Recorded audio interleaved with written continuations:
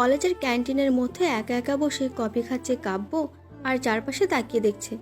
চারপাশে চোখ পড়তেই একপাশে কাব্যর চোখ আটকে গেল। কয়েকটি ছেলে একটা মেয়েকে ইপ্রিজিং করছে, মেয়েটার গায়ে হাত দেওয়ার চেষ্টা করছে, কিন্তু মেয়েটাকে একটু একটু চেনা চেনা লাগছে দূর থেকে, ঠিক বুঝতে পারছে না।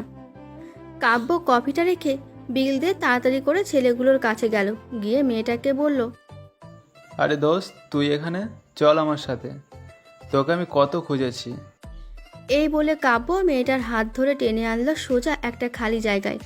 কাব্য পেছন দিকে তাকিয়ে দেখে ছেলেগুলো কাব্যর দিকে রাগি চোখে তাকিয়ে আছে। কাব্য কোনো কেয়ার করলো না। আর তখনই মেয়েটা বলতে লাগলো, আপনি আমার সম্মান বাঁচিয়েছেন। আপনাকে যে কি বলে ধন্যবাদ দিব আমার জানা নেই।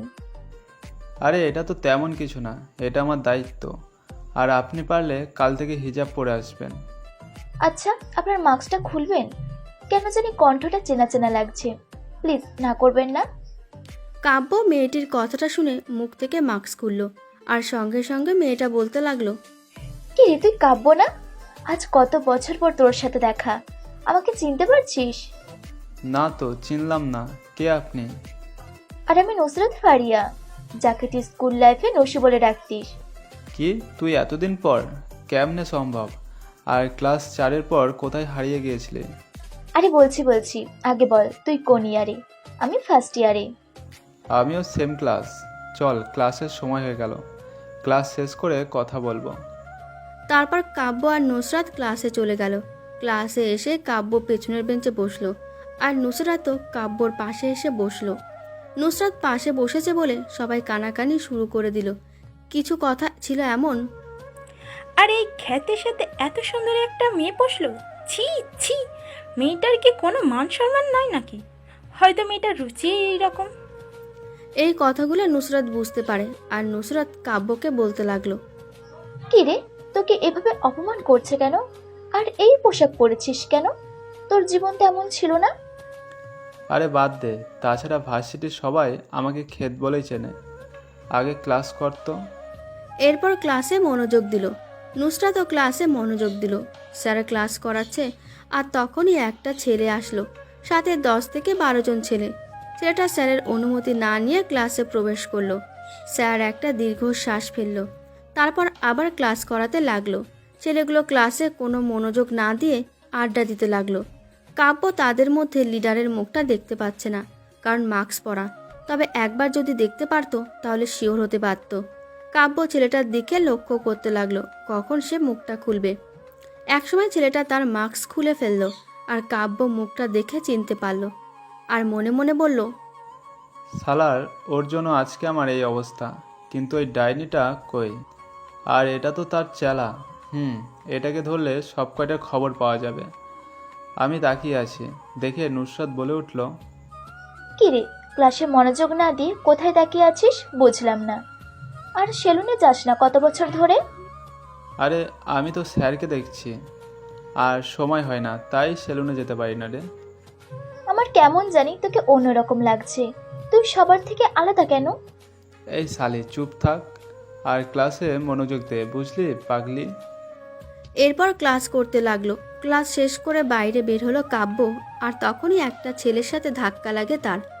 কাব্য তাকিয়ে দেখে সেই ছেলেটা, যাকে কাব্য লক্ষ্য করেছিল। ক্লাসের ছেলেটা কাব্যের শার্টের কলার ধরে বলতে লাগলো, কিরে শালা, কানের চোখ কি মাথায় নিয়ে ঘুরিস? তোর জন্য আমার শার্টের ময়লা লাগলো। সরি ভাই, বুঝতে পারিনি। আর এমন হবে না, কলারটা ছাড়ুন। কেন রে, ছাড়লে কি করবি? আমাকে চিনিস? আমি কে? তোর এত বড় সাহস? এই বলে কয়েকটি ছেলে কাব্যকে লাঠি দিয়ে আঘাত করতে লাগলো। কাব্য তাদের মার সহ্য করে যাচ্ছে। একসময় ছেলেগুলো কাব্যকে মারতে মারতে মাটিতে ফেলে দিল, আর কাব্যর কিছু মনে নেই। যখন চোখ খুলল তখন দেখে সে একটা ময়লার ডাস্টবিনে পড়ে আছে। আমি ময়লা থেকে উঠতে পারছি না ব্যথার কারণে। আর তখনই আমার মনে হলো আমাকে কলেজে মারলো, আর নুসরাত কিছুই বলল না। আর এমনকি আমাকে হাসপাতালে তো নিতে পারতো। আর এমনও তো হতে পারে যদি ছেলেগুলো নুসরাতে কোনো ক্ষতি করে। না, আর ভাবতে পারছি না। আমি উঠে রাস্তা দিয়ে হাঁটতে লাগলাম, আর দেখি প্রায় রাত হয়ে গেছে। আমি রাস্তার এক পাশ দিয়ে হেঁটে চলছি, আর রাস্তার এক পাশ থেকে চিৎকারের আওয়াজ আসতে লাগলো। আমি প্রথমে খেয়াল না করলেও পরে কি যেন মনে করে খেয়াল করলাম আর শব্দটা অনুসরণ করে যেতে লাগলাম। আর যতই সামনে এগোচ্ছি আর শব্দটা তীব্র হতে লাগলো। আর সামনে তাকিয়ে দেখি একটা পুরনো দুচালা ঘর। প্রথমে বেশ অবাক হলাম, কারণ শহরে এরকম ঘর ভাবা যায়। আমি দরজার কাছে গিয়ে একটা ফাঁক দিয়ে দেখতে পেলাম কয়েকটি ছেলে আর একটা মেয়ে, সবাই নগ্ন অবস্থায়। দেখলাম একটা ছেলে মেয়েটাকে ভোগ করছে, আর বাকি সবাই মেয়েটার মুখে। না, আর দেখতে পাচ্ছি না। আমি আশেপাশে তাকিয়ে দেখি কিছু পাই কিনা। আমি দেখতে পেলাম একটা কাঠের টুকরো। আমি এটা হাতে নিলাম আর দরজাটা লাথি দিয়ে ভেঙে ফেললাম। আর ভেঙে ফেলতেই ছেলেগুলো কাপড় পরতে লাগলো। আমি গিয়ে উল্টাপাল্টা ছেলেগুলোকে মারতে লাগলাম, আর ছেলেগুলো আমার মার খেয়ে মাটিতে পড়ে যেতে লাগলো। আমি সবার পায়ে লাঠি দিয়ে মারতে লাগলাম, আর মারতে মারতে আধমারা করে ফেললাম। আর হঠাৎ করে একটা ছেলের উপর আমার চোখ পড়ল। দেখলাম সেই কলেজের ইফটিজিং করা ছেলেটা। আমি এটাকে দেখে আরও মারতে লাগলাম, আর একসময় ওরা অজ্ঞান হয়ে গেল। তারপর আমি মেয়েটার দিকে তাকালাম, দেখি এটার কেউ না, এটা নুসরাত। আমি তাকাতেই নুসরাত কান্না করে দিল। আমি নিজের শার্টটা খুলে নুসরাতের কাছে দিলাম। নুসরাত শার্টটা নিয়ে তার শরীর ঢেকে নিল। আমি নুসরাতকে নিয়ে বের হলাম। নুসরাত কোনো কথা বলছে না। আমি একটা রিক্সা নিলাম, তারপর বাসায় আসলাম। বাসায় আমি একা একটা ছোট্ট রুম নিয়ে থাকি। ভিতরে গিয়ে আমি নুসরাতকে বললাম, গোসল করে আয়, আর পরে কথা বলি, আমি খাবার আনছি। নুসরাত কোনো কথা বলল না, কারণ একটা মেয়ের সবচেয়ে দামি সম্পদ হলো তার ইজ্জত। আর এটা যদি একবার হারিয়ে যায়, তখন তার পক্ষে মৃত্যু ছাড়া কোনো কিছু করার থাকে না। কিন্তু তখন যদি একটি ছেলের পবিত্র ভালোবাসা পায়, তাহলে মেয়েটি আবারও বাঁচতে শেখে। এটাই হয়তো নিয়তি। যাক, কাব্য গিয়ে রান্না করতে শুরু করলো, 2টা ডিম আর ভাত। আমি রান্না করলাম, তারপর রুমে এসে দেখি নুসরাত শুয়ে শুয়ে কান্না করছে। আমি গোসল করতে গেলাম। গোসল করে এসে দেখি নুসরাত সে আগের মতোই কান্না করছে। বাসায় তেমন কাপড় চোপড় নেই। মেয়েটা কম্বল গায়ে দিয়ে শুয়ে কান্না করছে। আমি বাইরে চলে আসলাম। বাইরে এসে নুসরাতের জন্য কিছু জামা কাপড় কিনলাম। আবার জামা কাপড় কিনে বাসায় চলে আসলাম। বাসায় এসে দেখি একই অবস্থা। আমি কাপড়গুলো দিয়ে বললাম, এই কাপড়গুলো পরে নে, আমি খাবার আনছি, উঠ। এই বলে কাব্য খাবার আনতে চলে গেল। খাবার নিয়ে এসে রুমে গেল। রুমে গিয়ে দেখে নুসরাত ড্রেস চেঞ্জ করে ফেলেছে। বেশ ভালোই লাগছে, কিন্তু চুলগুলো এলোমেলো। বিছানায় চুপ করে বসে আছে। কাব্য পাশে বসে মুখে খাবার তুলে দিল আর বলল, তোর কিছু হয়নি, আমি আছি তো। তুই এখন থেকে আমার পরিচয়ে বেঁচে থাকবি। আমাকে কেন নিয়ে আসলি? আমি বেঁচে থাকতে চাই না। আমার জন্য কেন নিজের ক্ষতি করবি? কারণ আর বললাম না, চুপচাপ খাবার খেয়ে নে প্লিজ। কাব্য জোর করে মুখে খাবার তুলে দিল, আর নুসরাত খাবার মুখে নিয়ে কাব্যকে জড়িয়ে ধরে কান্না করে দিল আর বলতে লাগলো, তুই এত ভালো কেন? তুই না থাকলে আমার মৃত্যু ছাড়া কোনো পথ ছিল না। এখন আর কোনো কথা না, খাবার খেয়ে নে। তারপর খাবার খাইয়ে দিতে লাগলো। খাবার শেষ করতেই কাব্যের ফোনে একটা কল আসলো। কাব্য প্লেটটা টেবিলে রেখে ফোনটা রিসিভ করলো, আর ওপাশ থেকে বলতে লাগলো, ভাই সব রেডি, চলেন আসুন তাড়াতাড়ি।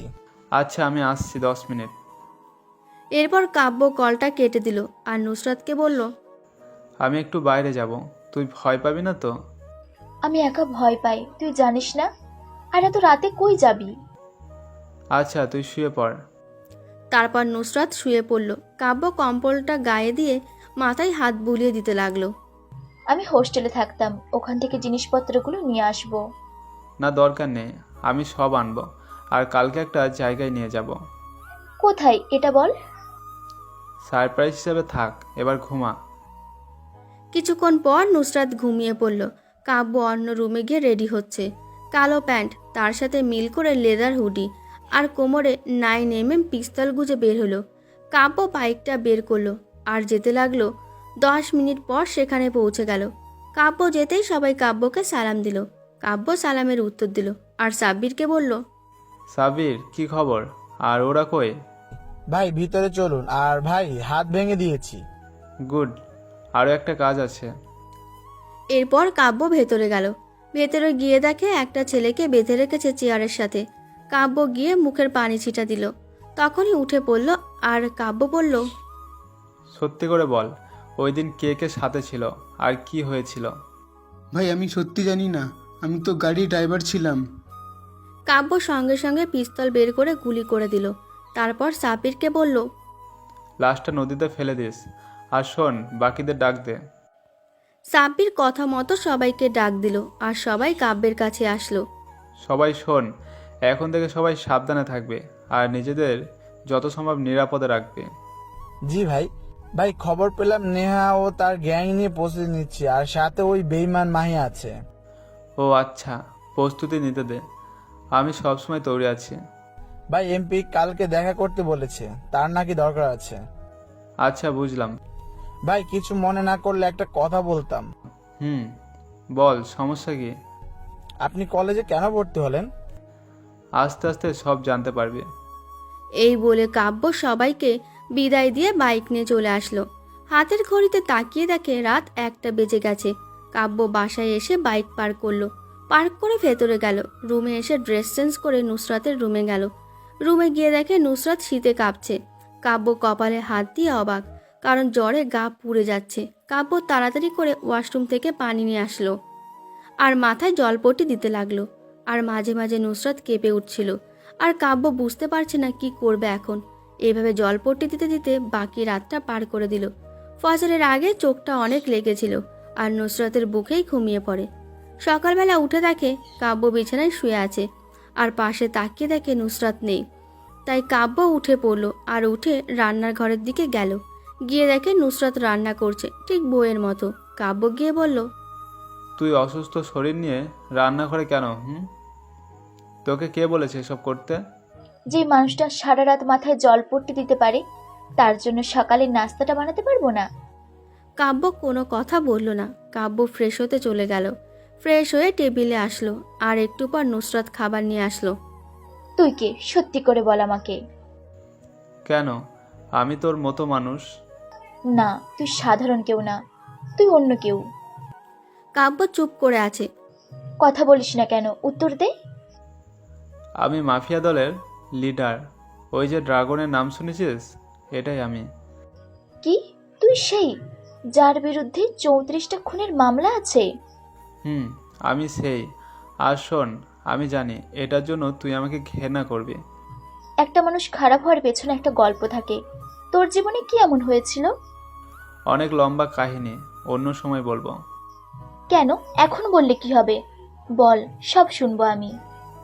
এখন মুডটা ভালো আছে তাই। আচ্ছা, এবার খেয়ে নে। কাব্য খাবার খেয়ে নিল আর বিছানায় শুয়ে পড়ল।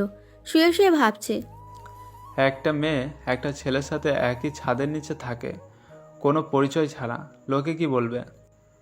আজকে আর এখনই বিয়ে করতে হবে, তা না হলে সমাজে লোক কোন দিন কোন কথা বলে ঠিক নাই। আমি নুসরাতকে ডাক দিলাম। এই নুসরাত, একটু শোন। বল, শুনছি। রেডি হয়ে নে, তোকে একটা জায়গায় নিয়ে যাব। আচ্ছা ঠিক আছে। এরপর নুসরাত রেডি হতে চলে গেল। কাব্যও রেডি হলো। কাব্য পাঞ্জাবি আর পাজামা পরল। আর তখনই নুসরাত কাব্যের সামনে আসলো। আর কাব্য তাকিয়ে দেখে কালো বোরখা, তার সাথে হিজাব আর চোখে কাজল। কাব্য দেখে খুশি হলো।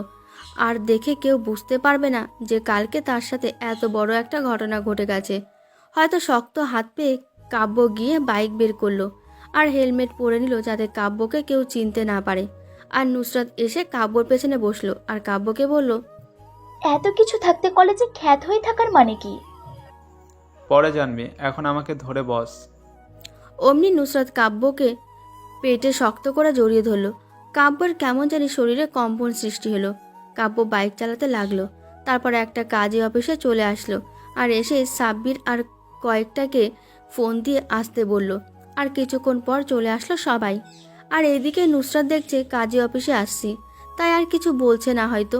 তারপর কাব্য নুসরাতকে দেখে ভাবছে, পাগলিটা আমাকে ভালোবেসে ফেলেছে আর আমার মধ্যে তার অস্তিত্ব খুঁজে পেয়েছে। তারপর আমি ভিতরে গেলাম আর ভিতরে গিয়ে যথারীতি বিয়েটা করে নিলাম। বিয়ে করে সবাইকে বিদায় দিলাম আর বিদায় দিতেই তারা চলে গেল। আমি সোজা একটা পার্কে চলে আসলাম। পার্কে এসে বাইক রেখে দুজন মিলে হাঁটতে লাগলাম। হঠাৎ দেখি একটা বৃদ্ধ মহিলা ভিক্ষা করছে। আমি মহিলাটির কাছে গেলাম। কাব্য পকেট থেকে 1,000 টাকা বের করে তারপর বৃদ্ধ মহিলাটাকে দিল। টাকাটা পেয়ে কাব্যর মাথায় হাত দিল, বেশ খুশি হলো। তারপর কাব্য আবার নুসরাতকে নিয়ে হাঁটতে লাগলো। তারপর আরও কিছুক্ষণ হেঁটে বাসায় চলে আসলো। বাসায় এসে ফ্রেশ হয়ে নিল, তারপর বিছানায় শুয়ে পড়ল। বিছানায় শুয়ে পড়তেই কখন যে চোখ লেগে গেছে বুঝতেই পারেনি। যখন ঘুম ভাঙল তখন দেখে প্রায় বিকেল হয়ে গেছে। পাশে তাকিয়ে দেখে নুসরাত নেই, তাই কাব্য উঠে পড়ল। উঠে ওয়াশরুমে যেতেই দেখে নুসরাত গোসল করছে। দরজা চাপানো ছিল, দেখতে পেল শরীরের কোনো কাপড় নেই। কাব্য এটা দেখে হাঁ হয়ে তাকিয়ে রইল। এইভাবে তাকিয়ে থাকতে দেখে নুসরাত বলে উঠল, দেখা শেষ হলে এবার যা তাড়াতাড়ি। কাব্য তাড়াতাড়ি করে দরজা লাগিয়ে দিল আর একা একা হাসতে লাগলো। তখনই কাব্যের ফোনে একটা কল আসলো। কাব্য ফোনটা হাতে নিয়ে দেখে সাব্বির কল দিয়েছে। কাব্য তাড়াতাড়ি করে ফোনটা রিসিভ করলো। ওপাশ থেকে সাব্বির বলে উঠল, ভাই আপনি কই, তাড়াতাড়ি আসুন, সব কমপ্লিট। কাব্য কথাটা শুনে ফোনটা রেখে দিল। তারপর রেডি হয়ে নিল। আর তখনই নুসরাত গোসল করে বের হলো। আর কাব্যকে রেডি হতে দেখে নুসরাত জিজ্ঞেস করলো, কি ব্যাপার, এখন কই যাচ্ছ? আজ হঠাৎ তুমি করে? আমার যা ইচ্ছা তাই বলবো, তাতে তোর কি? আচ্ছা, যা ইচ্ছা বলিস, আমি বাইরে যাচ্ছি। না খেয়ে গেলে পা ভেঙে হাতে ধরিয়ে দিব। আচ্ছা, তাড়াতাড়ি খাবার দাও। এখন থেকে তুমি করেই বলবো, তুমিও বলবা। আচ্ছা, চেষ্টা করব। চেষ্টা করলে হবে না, বলতে হবে। তারপর নুসরাত খাবার টেবিলে গেল। খাবার টেবিলে গিয়ে খাবার বেড়ে দিল। কাব্য গিয়ে টেবিলে বসলো। টেবিলে বসতে নুসরাত আমার মুখের সামনে খাবার ধরে বলল, হ্যাঁ করো, আমি খাইয়ে দিচ্ছি। তার মানে সামথিং সামথিং। নাথিং, এবার হ্যাঁ করো। তুমিও খেয়ে নাও। তারপর কাব্যকে খাইয়ে দিতে লাগলো। কাব্যও তাকে খাইয়ে দিল। আমি জানি মেয়েটা আমাকে ভালোবেসে ফেলেছে, তাই এমন পাগলামি করে। কাব্য খাবার খেয়ে বের হলো বাইক নিয়ে। আর সোজা এমপির বাসার সামনে গিয়ে দেখে অনেক গার্ড। কাব্য সোজা ভেতরে চলে গেল। কাব্যকে আগে থেকেই চেনে, তাই কোনো সমস্যা হলো না। কাব্য ভেতরে গিয়ে কলিং বেল দিল। আর তখনই একটা ছেলে এসে দরজা খুলে দিল। ছেলেটা এমপির ডান হাত। কাব্যকে দেখে বলতে লাগলো, ভাই আপনি এতদিন পর কেমন আছেন? আলহামদুলিল্লাহ। তুই? আর তোর এমপিকে খুন করতে আসলাম।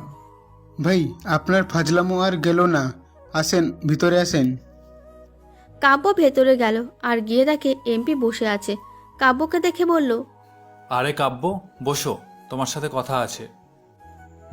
এবার বলেন, কেন রাখলেন? তুমি এখন থেকে আমার হয়ে কাজ করবে, কি বলো?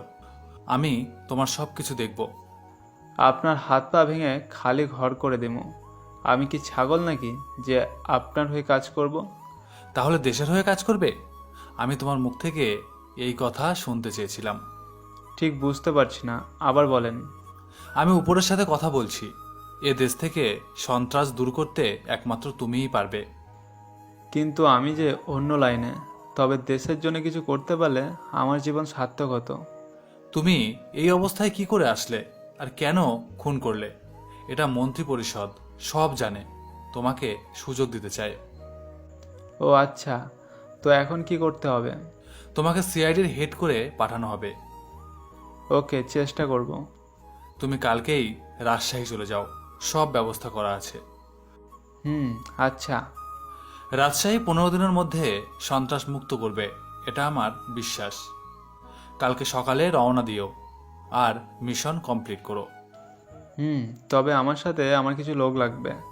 আমাদের সেখানে সিআইডি অফিসার আছে। আপনাদের সিআইডি আপনাদের পকেটে রাখেন। আমার সাথে যারা কাজ করে তাদের দেখলে সিআইডির বাপ পর্যন্ত কেঁপে উঠবে। আমি জানি তুমি ওদের এমনভাবে তৈরি করছো। আমি ওদের কমান্ডোর ট্রেনিং দিয়েছি, আর তাহলে বোঝেন আমি কেমন হয়েছি। আমি জানি, সব কিছু জেনেই আমি উপরের সাথে কথা বলছি। আচ্ছা, তাহলে মোট 5 জনের যাওয়ার ব্যবস্থা করুন। আচ্ছা, জিনিসপত্র লাগবে? আমার কাছে আছে, তবে ভালো মেশিন লাগবে আর বুলেট প্রুফ জ্যাকেট। শুধু শুধু তোমার টাকা খরচ করবে কেন? এগুলো সরকার দিবে। এগুলো আমার টাকায় না, এগুলো মায়ানমার আর্মিদের কাছ থেকে চুরি করে আনা। হায় হায়, কি বলো? আমি তো জানতামই না। নাকে তেল দিলে জানবেন কেমনে? আচ্ছা, আমি যাই। আইডি কার্ড নিয়ে যাও। এই বলে উনি কাব্যকে একটা আইডি কার্ড দিল। কাব্য এটা পকেটে রেখে বাইক স্টার্ট দিল। তারপর কাব্য আবার গোডাউনে চলে আসলো। সাব্বির, আমাদের কালকে রাজশাহী যেতে হবে। আচ্ছা ভাই, কিন্তু কেন জানতে পারি? কাব্য আইডি কার্ড বের করে সাব্বিরকে দিল। আর সাব্বির এটা দেখে অবাক হয়ে বলল, ভাই সত্যি আমরা এখন থেকে সিআইডি অফিসার? তুই, সানি, ডালিম আর রনি আমার সাথে যাবি। আর সাকিব, তুই এদিকে দেখে রাখবি। আচ্ছা ভাই। আজকে কলেজের প্রিন্সিপালকে খুন করব। শালায় একজন মাদক ব্যবসা করে আর তার কাছে 1 কোটি টাকা আছে। আচ্ছা ভাই, চলেন তাহলে কাজ শেষ করে আসি। আর একটু পর যাই। এবার বল, কে কয়টা প্রেম করিস? কাব্যর কথা শুনে সবাই হাসতে লাগলো আর বলতে লাগলো, ভাই আমি বিয়ে করতে চাচ্ছি, আমাদের 2 বছরের রিলেশনশিপ। কিন্তু বুঝতে পারছি।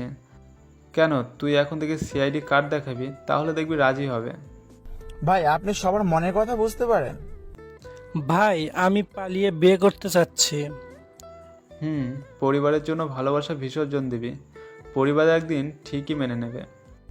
ভাই আপনার পরিবারকে মিস করেন না? পরিবারের কথা শুনে কাব্যর মনটা খারাপ হয়ে গেল।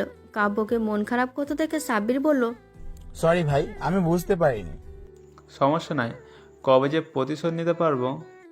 ভাই খুব শীঘ্রই পারবো আমরা, চিন্তা করেন না। পুরনো কথা মনে হলে কিছু ভালো লাগে না, নিজেকে হিংস্র হতে ইচ্ছে করে। ভাই এসব বাদ দেন, আর এখন কি করতে হবে বলেন। সাকিব, তুই সাবধানে থাকবি। আপনার জন্য জীবনও দিতে পারি। আপনি আমাদের ছোট থেকে যেভাবে আগলে রেখেছেন এটাই অনেক। তোরা যে আমার কলিজা। এই বলে সবাই কাব্যকে জড়িয়ে ধরলো। কাব্যও তাদের জড়িয়ে ধরলো। এরপর কাব্য তাদের ছেড়ে বের হলো।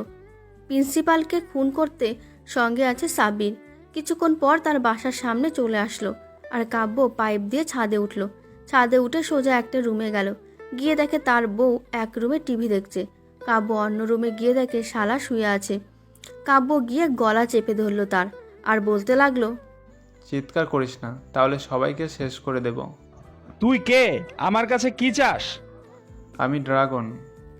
এই বলে কাব্য মুখোশটা খুলে দিল।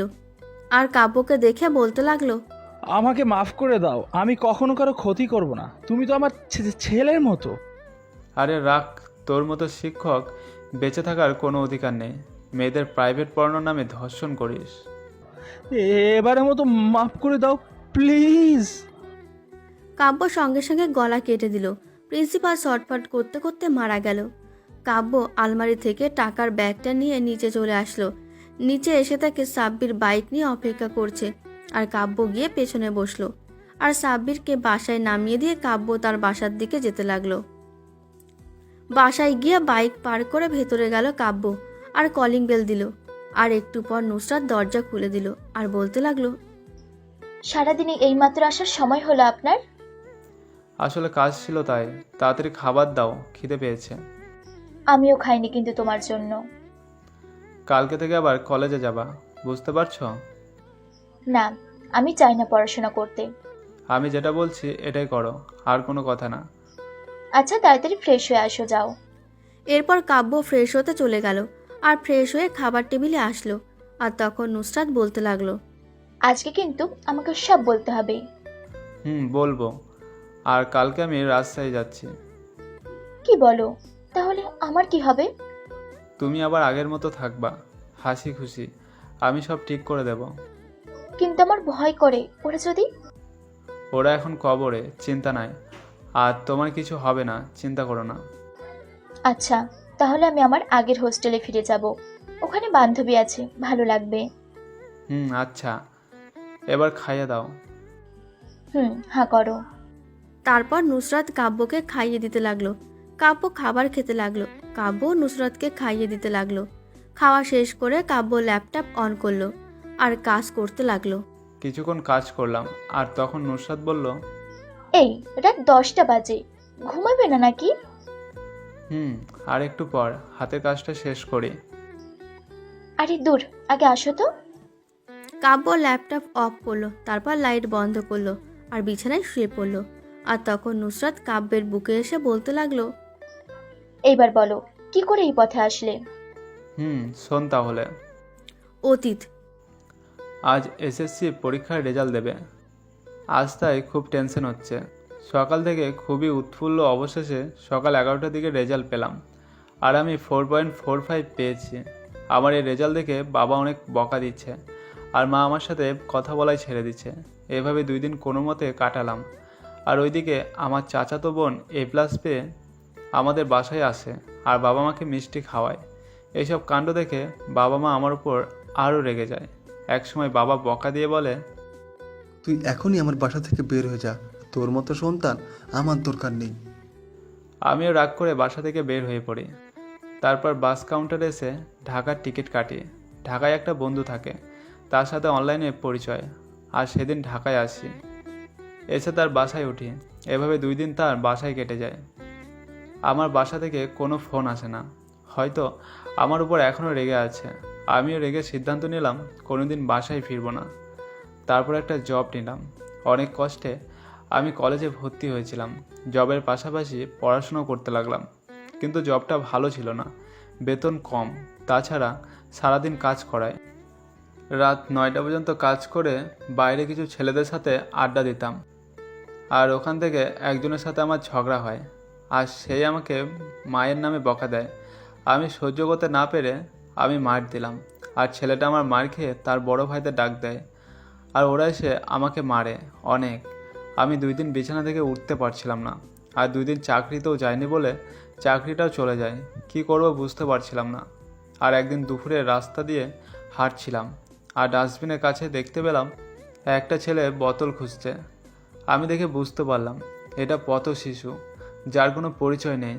আমি ছেলেটার সাথে কথা বলি আর তার সাথে বন্ধুত্বপূর্ণ সম্পর্ক করি, আর এই ছেলেটাই ছিল সাব্বির। আর ওইদিকে মা বাবার কাছে আমাকে অনেক খারাপ বানায়। আমি নাকি পাশের বাড়ির ভাবির সাথে পরকীয়া করতাম। এই গুজব সহ্য করতে না পেরে ভাবি আত্মহত্যা করে। আমি এটা পরে জানতে পারি আমার একটা বন্ধুর মাধ্যমে। এদিকে আমি যাদের সাথে আড্ডা দিতাম তারা সবসময় আমাকে অপমান আর মারত। আমি একদিন সিদ্ধান্ত নিলাম কিছু একটা করব, যাতে আমাকে সবাই ভয় পাবে। পরিবার থেকে বিচ্ছিন্ন আর এখানেও অবহেলা, সব মিলিয়ে পাগলের মতো অবস্থা। আর তখন আমি আর সাব্বির একটা বুদ্ধি করলাম, যত পথ শিশু আছে তারা আমাদের হয়ে কাজ করবে। যেই ভাবা সেই কাজ। আমি মাঝে মাঝে কলেজে যেতাম, আর খাওয়া দাওয়া সাব্বির আর আমি দুজনে ভাগ করে খেতাম। আমরা একসাথে থাকতাম। প্রতিদিন আমাদের পোলাপান বাড়তে লাগলো, আর তখন একটা নেতার সাথে পরিচয় হয়, আর সেখান থেকে শুরু হয় আমার পথ চলা। সেই থেকে আমি হয়ে গেলাম একজন মাফিয়া। হয়তো তোমার কাছে মনে হবে এই সামান্য কারণে আমার এমন অবস্থা, কিন্তু আমার তখন কিছু করার ছিল না। যদি পরিবার একবার বিশ্বাস করতো তাহলে আজ আমি হয়তো মাফিয়া হতাম না। বর্তমান। এই বলে কাব্য কান্না করে দিল। আর তখন নুসরাত বলল, আমার জায়গায় অন্য কেউ হলে কি করতো আমি জানি না, কিন্তু আমি তোমাকেই ভালোবাসি আর ভালোবাসবো। কাব্য শক্ত করে জড়িয়ে ধরল, আর তখন নুসরাত কাব্যর ঠোঁটে কিস করতে লাগলো। আমিও রেসপন্স দিতে লাগলাম। নুসরাতের গলায় কিস করছিলাম, আর নুসরাত কেঁপে উঠছিল। তারপর আমি নুসরাতকে নিয়ে হারিয়ে গেলাম এক রূপকথার রাজ্যে। সকালবেলা উঠে দেখি নুসরাত পাশে নেই। আমি আমার নিজের দিকে তাকিয়ে দেখি আমার শরীরে কোনো কাপড় নেই। আমি তাড়াতাড়ি করে কম্বল পেঁচিয়ে নুসরাতকে ডাক দিলাম, এই নুসরাত, কই গেলে? তখন নুসরাত ওয়াশরুম থেকে বলতে লাগলো, আমি ওয়াশরুমে গোসল করছি। এত সকালে গোসল? পাগল নাকি? চুপ, সারা রাত কি করলে মনে নাই নাকি? তুমিও গোসল করো। এই বলে ওয়াশরুম থেকে বের হলো, শাড়ি পরেছে। কাব্য ওয়াশরুমে গেল আর গোসল করে নিল। আর গোসল শেষ করে বের হলো, আর দেখে নুসরাত নেই। তখন কাব্য রান্নাঘরে গিয়ে নুসরাতকে পেছন থেকে জড়িয়ে ধরলো আর বলল, তোমার বান্ধবীকে এই বাসায় নিয়ে আসো, তোমার ওখানে যাওয়ার দরকার নেই। বললে আসবে, কারণ এখানে তো আর টাকা দিতে হবে না। শালি খুব চালাক। আমি রেডি হচ্ছি তাহলে। আর আজকে কলেজে যাবা? আমি যাওয়ার সময় কলেজে দিয়ে যাব। আচ্ছা, আর আসার সময় রিয়াকে একেবারে নিয়ে আসবো, তুমি চিন্তা করো না। কাব্য ছেড়ে দিয়ে রেডি হতে চলে গেল। রেডি হলো, তারপর খাবার খেয়ে নুসরাতকে নিয়ে কলেজে চলে আসলো। আর নুসরাত বাইক থেকে নেমে বলতে লাগলো, কতদিন লাগবে আর কবে আসবে? খুব তাড়াতাড়ি ফিরবো। আর ফোনে তো কথা হবে পাগলি, এত কান্না কিসে? প্লিজ সাবধানে থেকো, আর ঠিকমতো খাবার খাবে, কেমন? আচ্ছা যাচ্ছি তাহলে। এরপর আমি নুসরাতকে বিদায় দিয়ে চলে আসলাম। আমার গোডাউনের সামনে এসে দেখি সবাই আমার জন্য অপেক্ষা করছে।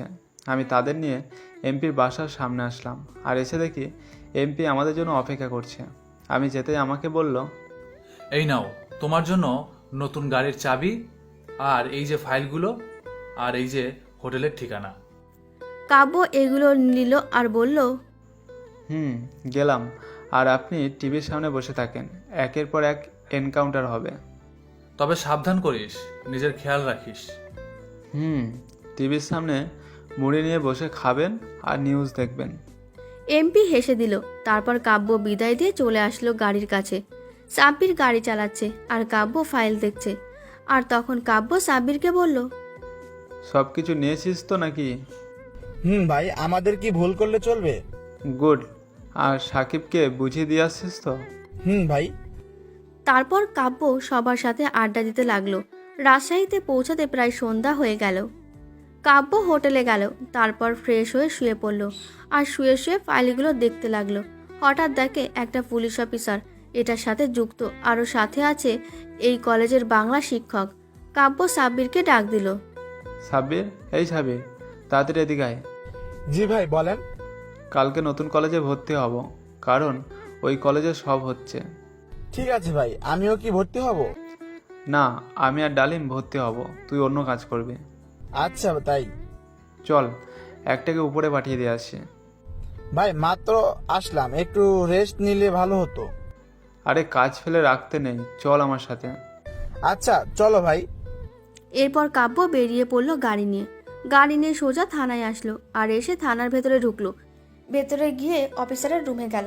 গিয়ে দেখে একটা মেয়ে অফিসারের কোলে বসে আছে। আর কাব্য কোমর থেকে পিস্তল বের করলো আর কোনো কথা না বলে গুলি করে দিল। গুলির শব্দ শুনে বাকি সবাই কাব্যদের পাল্টা গুলি করতে লাগলো। বাকিদের গুলি করে দিল।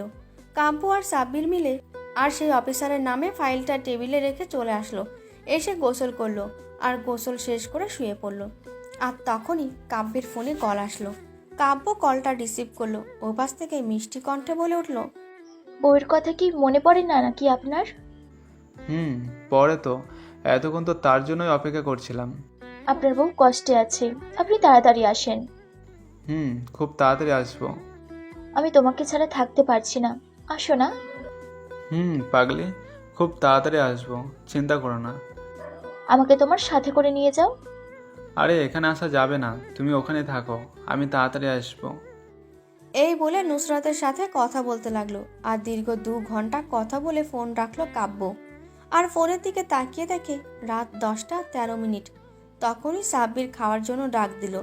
কাব্য ফোনটা রেখে খাবার টেবিলের দিকে যাবে, তখনই আবার কল আসলো। কাব্য তাকিয়ে দেখে এমপি কল দিয়েছে। টিভিটা অন করো, দেখো কি নিউজ হচ্ছে। কাব্য টিভিটা অন করলো আর অন করতেই কাব্য তো অবাক। টিভিতে বলতে লাগলো, আজ সন্ধ্যা 7টার দিকে এই থানায় খুন হয় রেজাউল নামের এক পুলিশ অফিসার, সাথে আরও 9 জন কনস্টেবল খুন, হাসপাতালে আরও 5 জন। খুনগুলো কে করেছে তা জানা যায়নি, কোনো সূত্র পাওয়া যায়নি। তবে এই খুনগুলোর কারণ কিছুটা আন্দাজ করতে পারা গেছে। রেজাউল ছিল একজন মাদক ব্যবসায়ী। খুনটা যে করে সে লাশের সাথে একটা ফাইল রেখে যায়, সেই ফাইলে এই খবর জানা যায়। এটা শুনে কাব্য এমপিকে বলে উঠল, আগাছা সবসময় ছিঁড়ে ফেলতে হয়, আমি তাই করেছি। সেটা তো বুঝতে পারছি, কিন্তু কনস্টেবলদের খুন করার মানে কি? এখন আমি উপরে কি জবাব দেব? এটা ছাড়া কোনো উপায় ছিল না। আপনি কিছু একটা বলেন, এখন ঘুমাবো। আল্লাহ হাফেজ। এই কথা বলতেই ফোনটা কেটে দিল। ফোনটা কেটে দিয়ে খাবার খেয়ে ঘুমিয়ে পড়ল। সকালবেলা ঘুম থেকে উঠে ডালিমকে নিয়ে কলেজে চলে গেল। কলেজে কাব্যরা কথা বলতে বলতে ভেতরে ঢুকলো। ভেতরে ঢুকতেই একদল মেয়ে কাব্যদের ডাক দিল। কাব্যরা তাদের কাছে গেল। ওখান থেকে একটা মেয়ে বলে উঠল, কিরে, ভার্সিটিতে নতুন নাকি তোরা? জি আপু, আমরা নতুন। বিয়াদব, কান ধর। কেন আপু, কান ধরবো কেন? আমরা আবার কি করলাম? আমাদের দেখে সালাম দিসনি কেন? সরি আপু, ভুল হয়ে গেছে, আর এমন হবে না। তুই শালা বেশি কথা বলিস, দেখতে তো খ্যাত দেখা যাচ্ছে। এবার যা, আমাদের জন্য সিগারেট নিয়ে আয়। সরি আপু, পারবো না। আমাদের ক্লাস আছে, আমরা ক্লাসে যাব। তখনই একটা মেয়ে ঠাস করে কাব্যের গালে থাপ্পড় মারল। কাব্য তবু কিছু বলল না। তখন আরেকটা ছেলে এসে বলল, আরে জান্নাত, নতুন মুরগি নাকি রে? শালা আমাকে সালাম দেয়নি তাই। তাহলে র্যাগিং কর। এসব খ্যাত কই থেকে যে আমাদের কলেজে আসে? রে, দেখতে আবার আবার লাগে। এই খ্যাতের বাচ্চা, আমাদের জন্য সিগারেট নিয়ে আয়। সরি, আমি পারবো না ভাই। আমার মুখের ওপর কথা বলিস? তোর সাহস তো কম না। এখানে সাহসী কি হলো? আজব তো। আবির, শালার শার্ট খুলে টানিয়ে রাখ। এই কথা বলতেই আবির ছেলেটা কাব্যের শার্ট খুলতে লাগলো। কাব্য বলল, ভাই এটা করবেন না, ভালো হচ্ছে না কিন্তু। আরে তোরা কই রে? এদিকে আয় তো, ধর শালাকে। তখনই কয়েকটি ছেলে এসে কাব্যকে ধরে ফেললো আর আবির ছেলেটা কাব্যের শার্ট খুলে ফেললো। কাব্য ডালিমকে ইশারায় চুপ থাকতে বলল। কাব্যের শার্ট খুলতেই মেয়েটা অবাক হয়ে গেল। মেয়েটা অন্য আরেকটা মেয়েকে বলতে লাগলো, দোস্ত, এই ছেলেটার এত ফিগার কিভাবে? তখন আবার ছেলেটা বলে উঠল, কি রে শালা ফকিন্নির বাচ্চা, আমার জন্য সিগারেট নিয়ে আয়। ভাই ভালোভাবে কথা বলুন। তোর কাছে কি আমার ভালো মন্দ শিখতে হবে ফকিন্নির বাচ্চা? কাব্য নিজেকে কন্ট্রোল করতে পারল না। ছেলেটার নাক বরাবর একটা ঘুষি মারল। ছেলেটা মাটিতে পড়ে গেল। কাব্য ছেলেটাকে ইচ্ছে মতো মারতে লাগলো। একসময় প্রিন্সিপাল স্যার আসলো আর ঘটনা জানতে চাইলো। কাব্য আর ডালিম সব খুলে বলল, কিন্তু স্যার বিশ্বাস করলো না, কারণ কাব্যদের সাক্ষী নেই। কাব্যকে বলল, আজকে প্রথম দিন আর আজকে গোলমাল লাগিয়ে দিলে? স্যার, ছেলেটা আমাকে আমার মা বাবার নামে বকা দিয়েছে। যাও ক্লাসে যাও, নেক্সট টাইম এমন করলে কলেজ থেকে বের করে দেবো। কাব্য শার্টটা পরে ক্লাসে চলে আসলো। আর ওদিকে ছেলেটা ভাবছে, শালার সাহস কি করে হয় আমার গায়ে হাত তোলার? আজকেই ওর ব্যবস্থা করব। তখনই ছেলেটা ফোন করে সবাইকে আসতে বলল। আর ওদিকে জান্নাত মেয়েটা ভাবছে, এই খ্যাত ছেলেটার এত ফিগার কি করে? আমি তো পুরো ক্রাশ খাইলাম। ইচ্ছে করছে ছেলেটার আদর পেতে। না, যেভাবে হোক ছেলেটাকে আমার রূপের প্রেমে পড়াতে হবে। এদিকে আমি ক্লাসে বসলাম আর ক্লাসের সবাই আমার দিকে ভূত দেখার মতো তাকিয়ে আছে। ডালিম স্মার্ট হয়ে আসছে, তাই তার কোনো সমস্যা নাই। সবাই বলাবলি করছে এই ক্ষেত ছেলেটা এই কলেজে কেমনে সম্ভব। আর একটু পরই স্যার কলেজে ঢুকলো আর সবাই দাঁড়িয়ে পড়ল। আমি স্যারকে দেখেই চিনে ফেললাম, কারণ উনি সেই বাংলার স্যার যার জন্য আমার এই কলেজে আসা। স্যার আমাকে পিছনে দেখে বলল, এ ছেলে, তুমি কি এই কলেজের নাকি? জি স্যার, নতুন। দেখে তো মনে হচ্ছে জঙ্গল থেকে আসছো। খেদ একটা, বসো।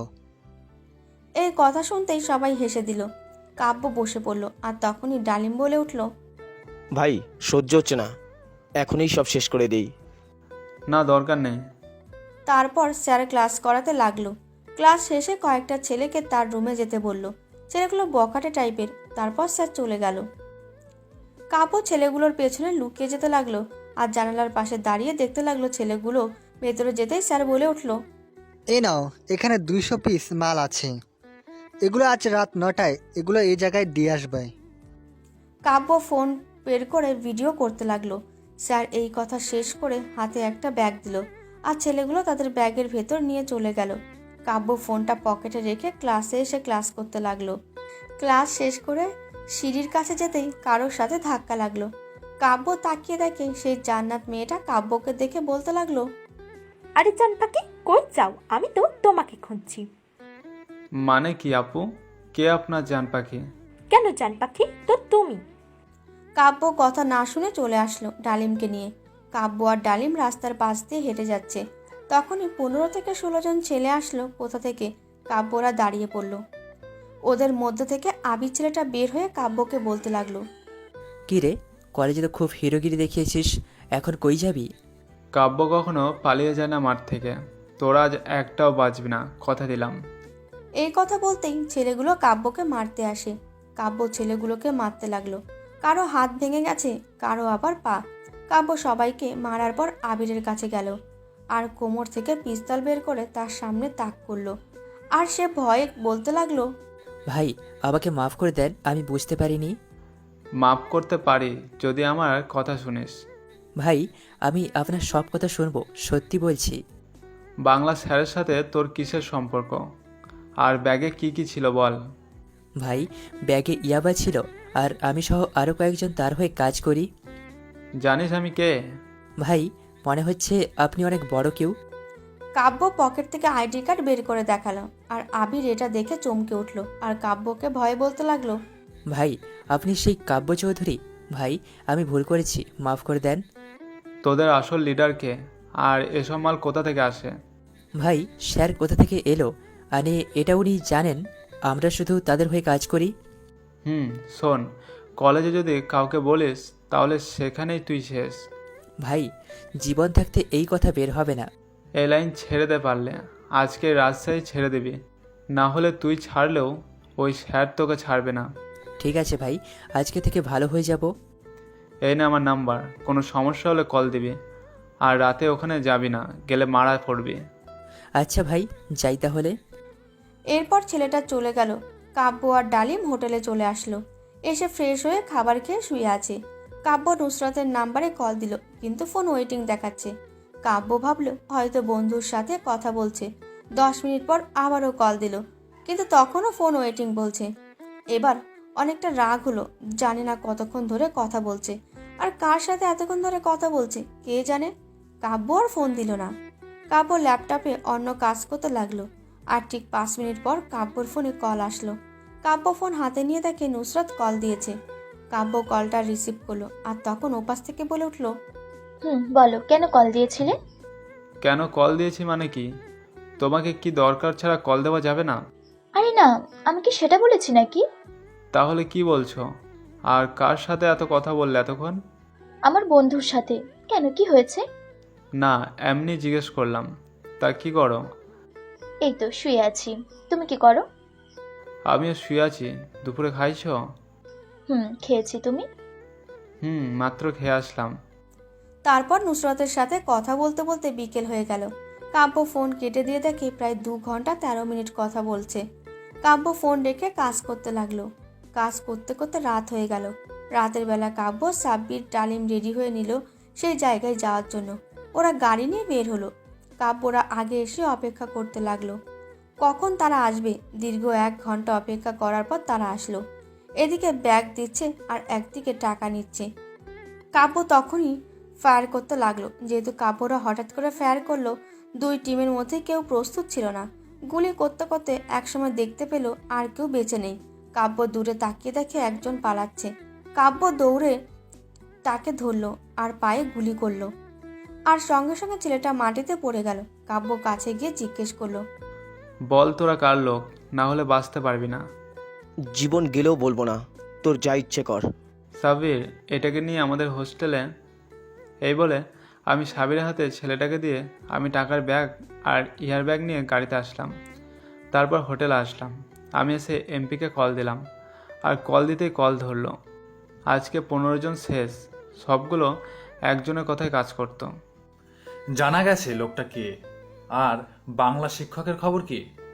বাংলা শিক্ষককে আগামীকাল উপরে পাঠাবো, আর 3 দিনের মধ্যে এই রাজশাহী সন্ত্রাস মুক্ত হবে। গুড। এরপর দিনাজপুর যাবা, আর খোঁজ নাও কে আছে এর পিছনে। এটা খুব শীঘ্রই জানতে পারবো। রাখি তাহলে। কাব্য কল কেটে দিল। তারপর খাবার খেয়ে নিল। খাবার খেয়ে রুমে এসে শুয়ে পড়ল। শুয়ে মনে হলো নুসরাতকে কল দিতে, তাই কল দিল, কিন্তু আবারও কল ওয়েটিং পেল। কাব্য আর কল দিল না, আর ফোন বন্ধ করে ঘুমিয়ে পড়ল। সকালবেলা ঘুম থেকে উঠে ফ্রেশ হয়ে কলেজের জন্য রেডি হলো। তখন সাব্বির এসে কাব্যকে বলে উঠল, ভাই, বাংলাদেশ এসব করে রফিক, আর রফিকের সব হলো ডেভিড, যে এখন জাপানে থাকে। গুড। রফিক এখন কই থাকে জানতে পারলি কিছু? না ভাই, তবে এটা জানতে পারছি বাংলা শিক্ষকের সাথে নাকি যোগাযোগ আছে। গুড। এখন ছেলেটাকে উপরে পাঠিয়ে দে, আর সাকিবের সাথে কথা বল। আচ্ছা ভাই, আপনি কলেজে যান। কাব্য কলেজে চলে আসলো ডালিমকে নিয়ে। কলেজে এসে সোজা ক্লাসে চলে আসলো। কালকের মতো সবাই কাব্যকে খেদ বলে অপমান করতে লাগলো।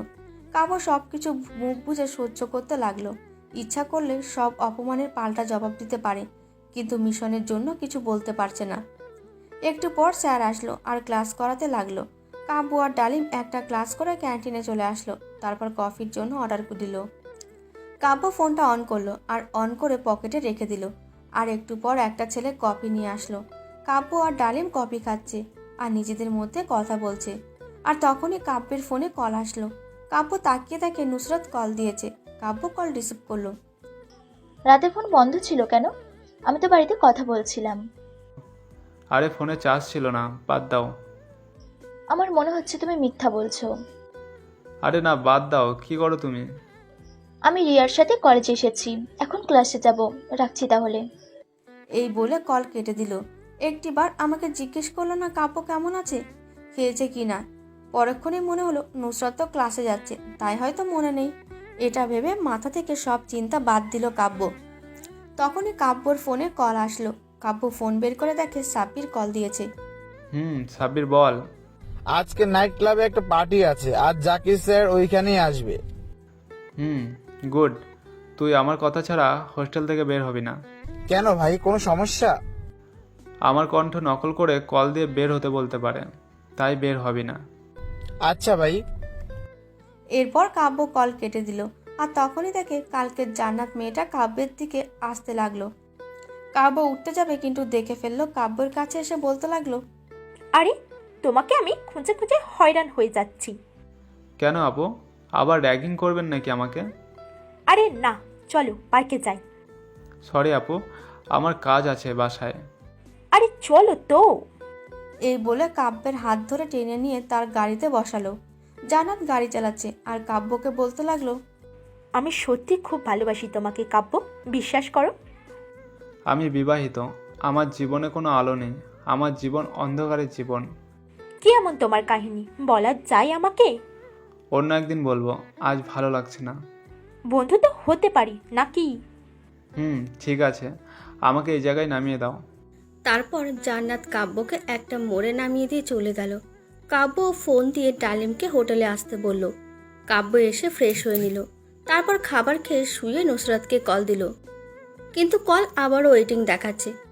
কাব্য সাকিবকে কল দিল। সাকিবকে কল দিতেই সাকিব রিসিভ করলো। ভাই কেমন আছেন? আলহামদুলিল্লাহ ভালো, তুই? আলহামদুলিল্লাহ ভালো ভাই। শোন, তোকে একটা কাজ দিচ্ছি, কাজটা গোপনে করবি। ভাই আপনি শুধু আদেশ করুন, কি করতে হবে? তোর ভাবি নুসরাতের দিকে একটু খেয়াল রাখবি, সে কখন কি করে আমাকে জানাবি। আচ্ছা ভাই, আমি ভিডিও সহ পাঠাবো, চিন্তা করবেন না। আর শোন, সামনে 6 তারিখ অস্ত্রের চালান আসবে, এখানে তুই যাবি নাকি আমি সাব্বিরকে পাঠাবো, তাকে নিয়ে কাজ করবি।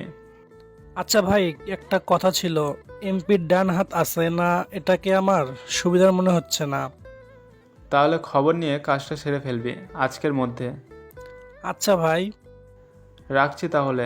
কাব্য কল কেটে দিল আর কল কেটে ল্যাপটপে কাজ করতে লাগলো। কাজ করতে করতে সন্ধ্যা হয়ে গেল। কাব্য আর সাব্বির রেডি হয়ে নিল। ভাই, ডালিম যাবে না আমাদের সাথে? না, তার অন্য জায়গায় কাজ আছে, আমি আর তুই গেলেই হবে।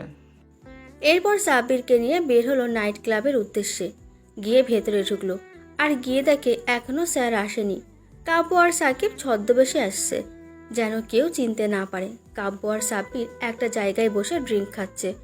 আর এভাবে কিছু সময় পার হলো। হঠাৎ দেখে স্যার আসছে আর সাথে দেখে জান্নাত মেয়েটা। জান্নাত ছোট কাপড় পরেছে, দেখতে অনেক খারাপ দেখা যাচ্ছে। কাব্য প্রথম থেকেই বুঝতে পারছিল না যে জান্নাত ভালো মেয়ে না। ওরা এসে ড্রিঙ্ক করতে লাগলো, তারপর একে অন্যকে খারাপভাবে জড়িয়ে ধরে, ডান্স করতে লাগলো। কাব্য এসব দেখে কি করবে বুঝতে পারছিল না। একসময় ওরা একটা রুমে যেতে লাগলো। কাব্য ওদের ফলো করে পেছনে যেতে লাগলো। গিয়ে দেখে ওরা রোম্যান্স করছে। কাব্য কোমর থেকে পিস্তল বের করে স্যারের পায়ে গুলি করে আর গিয়ে জান্নাতের ওপর থেকে তুললো। আর তখন স্যার বলতে লাগলো, কে তুই, আর আমার পায়ে গুলি কেন করলি? আমি তোর কি ক্ষতি করছি? আমাকে চিনতে হবে না, আমার পরিচয় মরার আগেই পাবি। এখন বল, তোর বসকে? আমি বেঁচে থাকতে বলবো না। বলবি তো অবশ্যই, আগে তোর পার্টনারকে উপরে পাঠায়। এই বলে জান্নাতের গলা চেপে ধরলো। আর তখন জান্নাত বলতে লাগলো, আমাকে মেরো না প্লিজ, আমি বাঁচতে চাই। তোর কোনো ক্ষমা নেই, আমি বেইমানি পছন্দ করি না। কাব্য কোনো কথা শুনলো না, মেরে ফেললো। এটা দেখে স্যার ভয়ে কাঁপতে লাগলো। কে তুই বল, তোকে চেনা চেনা লাগছে। ড্রাগন, চিনতে পারছিস? ভাই ভাই, আমাকে মাফ করে দিন। মাফ করা পরের কথা, এখন বল তোর মাল কোথায় থেকে আসে, কার কথায় তুই কাজ করিস, না বললে কি হতে পারে আমার সম্পর্কে একটু হলেও জানিস। রফিকের কথায় কাজ করি, আর সে এখন রাঙামাটি থাকে। গুড, তোর মতো শিক্ষক বেঁচে থাকার কোনো অধিকার নেই। Tata Bangla sir. এই বলে স্যারের গলা কেটে দিল আর স্যার ছটফট করতে করতে মারা গেল। কাব্য তারপর সাব্বিরকে নিয়ে চলে আসলো হোটেলে।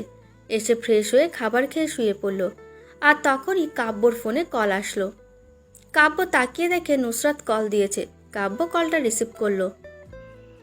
বলো, শুনছি। আমাকে সময় দাও না কেন? আমি তোমাকে সময় দিই না? বাহ, ভালো। আচ্ছা, ঝগড়া বাদ দাও, আমাদের কথা বলো। নুসরাত, আমাকে কখনো ঠকিও না প্লিজ। আমি জানি কেন এটা বললাম। আমার ফোন দিয়ে রিয়া কথা বলে, বিশ্বাস করো। তুমি চলে গেলে আমি কখনো বাধা দেব না, হাসি মুখে বিদায় দেব, তবু বেইমানি করো না। এবার কিন্তু রাগ হচ্ছে, এমনি শরীরটা ভালো না। কেন, কি হয়েছে বলো আমাকে। আরে সকালবেলা বমি হয়েছে আর মাথাটা ঘুরছে। চিন্তা করো না, সব ঠিক হয়ে যাবে। এরপর আরও কিছুক্ষণ কথা বলে কাব্য সাব্বিরকে ডাক দিল। সাব্বির, রেডি হয়ে নে, এখনই চলে যাব। ভাই কাজ তো শেষ, আজ রাতটা থেকে যাই। না, চল, তোর ভাবি অসুস্থ। তুমি ভাই সব দিক কেমন খেয়াল রাখো। তোরেও বিয়া করামো, চিন্তা করিস না, আগে হাতের কাজগুলো সব শেষ করি। ভাই তুমি ছাড়া তো আমার কেউ নেই, তাই তুমি যেটা ভালো মনে করো। তোর হবু বউকে আমার সাথে দেখা করতে নিয়ে আসিস। আচ্ছা তাহলে রেডি হয়ে নেন। কাব্য রেডি হয়ে নিল, সাব্বির আর ডালিম রেডি হয়ে নিল। তারপর ওরা বেরিয়ে পড়ল। ডালিম গাড়ি চালাচ্ছে, কাব্য ল্যাপটপে বসে কাজ করছে। সাব্বির তার প্রেমিকের সাথে কথা বলছে। প্রায় 3টের সময় কাব্যরা তার বাসার সামনে নেমে পড়ল। সাব্বির আর ডালিম তাদের বাসায় চলে গেল। কাব্য বাসায় ঢুকে কলিং বেল দিল, কিন্তু দরজা খুলছে না। কাব্য জানে নুসরাত এখন ঘুমিয়ে আছে। তখনই রিয়া এসে দরজা খুলে দিল আর কাব্যকে দেখে সালাম দিল। তার সাথে কথা বলে কাব্য তার রুমে চলে গেল। রুমে এসে ফ্রেশ হয়ে নিল। ফ্রেশ হয়ে এসে দেখে পাগলিটা কম্বল গায়ে দিয়ে ঘুমিয়ে আছে। দেখতে খুব মায়াবী লাগছে। কাব্য লাইট বন্ধ করে বিছানায় গিয়ে নুসরাতকে তার বুকে জড়িয়ে নিল। আর জড়িয়ে নিতেই কাব্য অবাক, কারণ জ্বরে গা পুড়ে যাচ্ছে। কাব্য নুসরাতকে ছেড়ে উঠতে যাবে। কোথায় যাচ্ছ? আমার কিছু হয়নি, তুমি থাকলে সব ঠিক হয়ে যাবে। তুমি কি করে বুঝলে যে আমি আসছি? তোমার ছোঁয়া আমি বুঝতে পারি, অনুভবে মিশে আছো তুমি। তাই? জ্বর আসলে কি করে? তুমি না থাকলেই তো আমার জ্বর আসে, বোঝো না? কতদিন আদর করি না তোমাকে। আমি কি না করেছি নাকি? আর একটা কথা ছিল। আমি জানি আমার মেয়ে হবে। কি করে বুঝলে তুমি? আমি আদর করছি আর আমি জানবো না? লজ্জা লাগছে, চুপ করো তো। কাব্য নুসরাতকে আর কথা বলতে দিল না, তার ঠোঁট দখল করে নিল। আর নুসরাত ওর রেসপন্স দিতে লাগলো। কাব্য নুসরাতের পেটে আদর করতে লাগলো। আর নুসরাত বলে উঠল, কেন, আবার কি হলো? আমি কিন্তু আর কলেজে যাচ্ছি না। আচ্ছা, ছেড়ে দিলাম। এখন নিজের সংসার সামলাবো, তুমি বাজে কাজ করা ছেড়ে দিবা। আচ্ছা, ছেড়ে দিলাম। এভাবে না, তোমার অনাগত সন্তানের কসম খেয়ে বলো। সত্যি, আমি কসম খেয়ে বলছি, আজ থেকে আমি খারাপ কাজ ছেড়ে দিলাম। আমি একটা ভালো মানুষের বউ হতে চাই। তুমি একজন সিআইডি অফিসারের বউ, বুঝলে? মানে বুঝলাম না তো। কাব্য আইডি কার্ড এনে নুসরাতের হাতে দিল। এটা দেখে নুসরাত খুব খুশি হলো আর কাব্যকে বিছানায় ফেলে বলতে লাগলো। এরপর দুজন মিলে হারিয়ে গেল এক অজানা অচেনা জায়গায়। সকালবেলা যখন ঘুম ভাঙলো তখন দেখে নুসরাত কাব্যর পাশে নেই। কাব্য শুয়ে থেকে ডাক দিল, নুসরাত, এই নুসরাত, কই তুমি? তাড়াতাড়ি আসো। আরে পাগল আমি? ওয়াশরুমে সারা রাত দুষ্টুমি করলাম, মনে নেই? তাড়াতাড়ি আসো, আরো আদর করতে মন চাচ্ছে। আরে পাগল, পাশের রুমে রিয়া আছে, লজ্জা শরম নাই নাকি?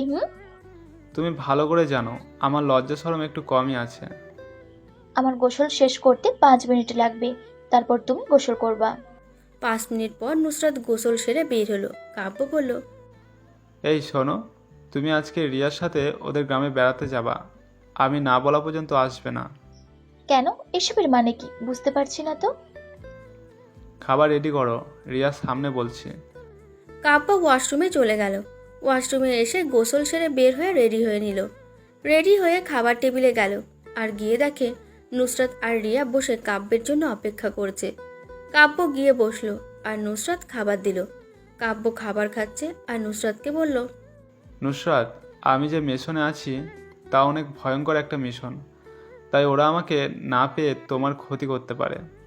আমি তোমাকে ছাড়া থাকতে পারবো না। প্লিজ, মাত্র 1 মাস লাগবে, তারপর সব কিছু সমাধান হয়ে যাবে। আচ্ছা ঠিক আছে, তবে ফোনে কথা বলতে হবে সময় সময়। এই না, ফোনে কথা বললে আমার ফোন ট্র্যাক করতে পারে, তাই কোনো প্রকার যোগাযোগ করা যাবে না। আমি অন্য কিছু বুঝতে চাই না, শুধু তোমাকে চাই। এই বলে খাবার ছেড়ে রিয়ার সামনে কাব্যকে জড়িয়ে ধরে কান্না করে দিল। কাব্য নুসরাতের কানের কাছে গিয়ে ফিসফিস করে বলল, এই পাগলি, তোমার ভালোবাসা থাকলে আমার কিছুই হবে না। তারপর নুসরাত আর রিয়াকে বোঝালেন আর রেডি হতে বলল। ওরা একটু পর রেডি হয়ে আসলো। কাব্য বাইকে করে ওদের বাস স্টেশনে নিয়ে চলে গেল আর বাসের টিকিট কেটে ওদের বাসে তুলে দিল আর বিদায় দিল। বিদায় দেওয়ার সময় নুসরাত অনেক কান্না করেছে। কাব্য নিজেকে কন্ট্রোল করে গোডাউনে চলে আসলো। এসে দেখে সবাই বসে আছে। কাব্য যেতেই সবাই দাঁড়িয়ে পড়ল। কাব্য গিয়ে বলল, তোমরা এতদিন আমার সাথে কাজ করছো, আমি এই লাইন আজ থেকে ছেড়ে দিচ্ছি। আমি জানি তোমরা আমাকে অনেক ভালোবাসো, আমিও তোমাদের আমার ছোট ভাইয়ের মতোই ভালোবাসি। আমি এখন সিআইডিতে আছি আর একটা মিশনে আছি, এর চেয়ে বেশি কিছু বলতে পারছি না। তোমাদের যে কোনো দরকারে আমাকে সবসময় পাশে পাবে, আর সবাই নতুন করে ভালো মানুষ হয়ে বেঁচে থাকবা, এটাই চাই। আর কোনোদিন এই লাইনে ফিরে আসবো না। এই লাইনে রক্ত ছাড়া আর কোনো শান্তি নেই। তোমরা তোমাদের আপনজনের কাছে ফিরে যাও। কথাগুলো শেষ করতেই সবাই কাব্যকে জড়িয়ে ধরে কান্না করতে লাগলো। কাব্য তাদের জড়িয়ে ধরলো। কিছুক্ষণ এইভাবে চললো। কাব্য তাদের ছেড়ে দিয়ে সাব্বির আর সাকিবকে বলল ওদের 1 লাখ করে টাকা দিয়ে দিতে, যাতে করে ওরা যে কোনো একটা বিজনেস করতে পারে। সবাই টাকাগুলো পেয়ে কাব্যের সাথে বিদায় নিয়ে চলে গেল। তারপর কাব্য এমপিকে কল দিল আর সাথে সাথে কল ধরলো আর কাব্যকে বলল, কাব্য, বলো কি অবস্থা? আমার 100 কমান্ডো লাগবে, আর ওদের একটু পর আমার গোডাউনের সামনে পাঠিয়ে দিন। আচ্ছা, আর রাঙামাটির কাজ শেষ করে বাকি বিভাগগুলোর কাজ শেষ করতে কতদিন লাগবে? আপনি 2 দিন পর সৌদিতে যাওয়ার ব্যবস্থা করুন, আমরা 3 জনই যাব। মাত্র 3 জন? তুমি জানো না ডেভিড কত ভয়ঙ্কর লোক? আপনি জানেন আমরা কত ভয়ঙ্কর? আমার সাথে সাকিব আর সাবির আছে, ওরা যে কোনো বিপদে মোকাবেলা করতে সক্ষম। আমি জানি, তবুও এটা একটা আন্তর্জাতিক খেলা। আমার কাছে সবটাই সমান। রাখছি, আর এখনই পাঠিয়ে দিন, আর হেলিকপ্টার লাগবে। আচ্ছা ঠিক আছে, আমি পাঠাচ্ছি। কাব্য কল কেটে দিল আর কাব্যরা রেডি হয়ে নিল। একটু পর বেশ অনেকগুলো হেলিকপ্টারের শব্দ পেল। সাকিব বাইরে থেকে দেখে বলল, ভাই 7টা হেলিকপ্টার আসছে আর অনেকগুলো গাড়ি আসছে। ওদের ভিতর আসতে বল। কাব্য চেয়ারে বসে আছে। ওরা সবাই ভেতরে আসলো। কাব্য বলল, তোমরা 8টি বিভাগে ভাগ হয়ে যাবা, আর প্রতিটা বিভাগে কে কে আছে আমি ফাইল দিচ্ছি, আর সামনে যাকে পাবা তাকে উপরে পাঠিয়ে দেবে। তারপর ওখান থেকে একজন বলে উঠল, স্যার চিন্তা করবেন না। শোনো, শুধু মেন যে থাকবে তাকে উপরে পাঠাবা, আর সাথে যারা থাকবে তাদের এমনভাবে পেটাবে যেন বাকি জীবনে কোনো কাজ করতে না পারে। জি স্যার, 2 দিনের মধ্যে কাজ কমপ্লিট হবে। গুড। সাব্বির, ফাইলগুলো ওদের দিয়ে দে। সাব্বির ওদের ফাইল দিয়ে দিল। কাব্য বলল, সাকিব, তুই রাঙামাটি যাবি, সাথে 9 জন কমান্ডো নিয়ে যাবি, আর ওখানে কাজ শেষ করে ফেলে দিবি। ওকে ভাই, যাচ্ছি তাহলে। এরপর সাব্বির চলে গেল আর সবাই একে একে বিদায় দিয়ে চলে গেল। কাব্য গিয়ে হেলিকপ্টারে উঠল আর সাব্বিরও উঠল। ভাই এত বছর পর নিজের শহরে যাচ্ছেন, কেমন অনুভূতি হচ্ছে? এসব বাদ দে, কাজের কথা বল। মেশিন নিয়েছিস? জি ভাই, ওখানে একটা জঙ্গল নাকি ওদের আস্তানা। এত কিছু করার দরকার নাই, বোম ফেলে উড়িয়ে দে। ভাই পুরো ময়মনসিংহ কেঁপে উঠবে, সাধারণ মানুষের ক্ষতি হতে পারে। তাহলে হেলিকপ্টারে করে অ্যাসিড মেরে দিবি উপর থেকে। ভাই এত কষ্ট দিয়ে মারবেন? আজ ওদের জন্য যুবকরা ধ্বংসের পথে, তাই এটাই উচিত। কথা বলতে বলতে ময়মনসিংহ চলে আসলো। ময়মনসিংহ স্টেডিয়ামে হেলিকপ্টার ল্যান্ড করলো। তারপর কাব্য নেমে সাব্বিরকে বলল, আমি হোটেলে যাচ্ছি, কাজ করে চলে আসিস, তোকে নিয়ে বাসায় যাব। সত্যি ভাই, আপনি বাসায় যাবেন? ওকে ভাই, আমি এখন শেষ করে আসি। এই বলে সাব্বির চলে গেল। কাব্য একটা গাড়ি করে হোটেলে চলে গেল। এসে ফ্রেশ হলো। ফ্রেশ হয়ে খাবার খেয়ে শুয়ে টিভিটা অন করলো আর সেখানে দেখতে লাগলো দেশে শেষ হতে চলল মাফিয়াদের উচ্ছেদ। এসব শুধু হয়েছে সিআইডি অফিসার কাব্য চৌধুরীর উদ্যোগে। চ্যানেলে সব কিছুই লাইভ দেখাচ্ছে। এরপর রংপুরের কমান্ডোদের কিছু লাইভ দেখালো। কাব্য দেখলো ওরা সবাইকে ইচ্ছে মতো ধরে পিটাচ্ছে। কাব্য আরও একটু টিভি দেখে ঘুমিয়ে পড়ল। ঘুম ভাঙলো সাব্বিরের ফোনের শব্দে। কাব্য ফোন ধরল। ভাই, কাজ রাতে করতে হবে, আজ রাতে ওদের অনুষ্ঠান আছে। শোন, ওর কাছে ডেভিডের ঠিকানা আছে আর আরও কিছু ইনফরমেশন আছে, এগুলো নিয়ে শেষ করে দিবি। আচ্ছা ভাই, রাখছি তাহলে। কাব্য কল কেটে দিল আর ফ্রেশ হয়ে আসলো। আর তখনই কলিং বেল বেজে উঠল। কাব্য গিয়ে দরজা খুলে দিল। দেখে সাব্বির আসছে। কাব্য বলল, কাজ শেষ নাকি? ভাই, টিভিতে নিউজ হচ্ছে দেখলাম। আচ্ছা, ফ্রেশ হয়ে খাবার খেয়ে নে, রাতে বাসায় যাব। এরপর সাব্বির গিয়ে ফ্রেশ হয়ে নিল। কাব্য গিয়ে ফোনে কাজ করতে লাগলো। এইভাবে সময় কেটে গেল। কাব্য সন্ধ্যায় রেডি হয়ে নিল আর সাব্বিরকে নিয়ে হেঁটে হেঁটে বাসার দিকে যেতে লাগলো। হাঁটছে আর ভাবছে, যেদিন বাসা থেকে বের হয়েছিল সেদিন মুখে দাড়ি ছিল না, আজকে দাড়ি। মা কি চিনতে পারবে তাকে? এসব ভাবতে ভাবতে বাসায় চলে আসলো। বাসায় এসে কলিং বেল দিল। আর একটু পর কাব্যর মা এসে দরজা খুলে দিল। কাব্য বলল, আমাকে চিনতে পারছো মা? আমি তোমার কাব্য মা। বাবা, আমি জানতাম তুই একদিন ঠিক ফিরে আসবি। এই বলে মা কাব্যকে শক্ত করে জড়িয়ে ধরল আর কান্না করে দিল। কিছুক্ষণ পর বলল, সাথে এটা কে রে কাব্য? মা, মনে করো এটা তোমার আরও একটা ছেলে। আয় বাবা, ভিতরে আয়। কাব্য ভেতরে গিয়ে সোফায় বসলো। আর তখন কাব্যের মা বলল, আমরা তোকে সেদিন ভুল বুঝেছিলাম রে বাবা, আমাদের মাফ করে দে। মা, এসব কি বলো? আর পুরনো কথা ভুলে যাও তো। আর বাবা কই? তোর বাবা বাহিরে গেছে, তোরা ফ্রেশ হয়ে আয়, আমি খাবার দিচ্ছি। কাব্য আর সাব্বির ফ্রেশ হয়ে আসলো। ফ্রেশ হয়ে টেবিলে বসলো। আর তখন কাব্যের মা তাদের খাবার বেড়ে দিল আর বলল, এবার বিয়ে করতে হবে তোদের। মা, আমাকে না, সাবিরকে করাও। আন্টি, ওর কাজ শেষ, আমি বাকি আছি। তাহলে বৌমাকে নিয়ে আনলি না কেন রে কাব্য? মা, কিছুদিন পর নিয়ে আসবো। আমি একটা মিশনে সৌদি যাচ্ছি। মা, কাব্য ভাই সিআইডি অফিসার, বুঝতে পারছো? সাথে আমিও যাচ্ছি। এখন থেকে আমাকে মা বলে ডাকবি। আর তোরা মানুষের মতন মানুষ হয়েছিস, এটাই শুক্রিয়া। তখনই কলিং বেল বাজলো। কাব্যের মা গিয়ে দরজা খুলে দিল। আর কাব্যর মা কাব্যর বাবাকে বলল, দেখো, তোমার ছেলে ফিরে আসছে। এটা শুনে কাব্যের বাবা দৌড়ে কাব্যর কাছে আসলো আর এসে দাঁড়িয়ে কাব্যের দিকে তাকিয়ে থাকলো। কাব্য বুঝতে পারছে বাবা কাব্যকে চিনতে পারছে না। কাব্য আর সাব্বির খাচ্ছে আর মুস্কি হাসছে। তখন কাব্যের মা বলল, আরে, এটা হলো কাব্য, তুমি চিনতে পারছো না?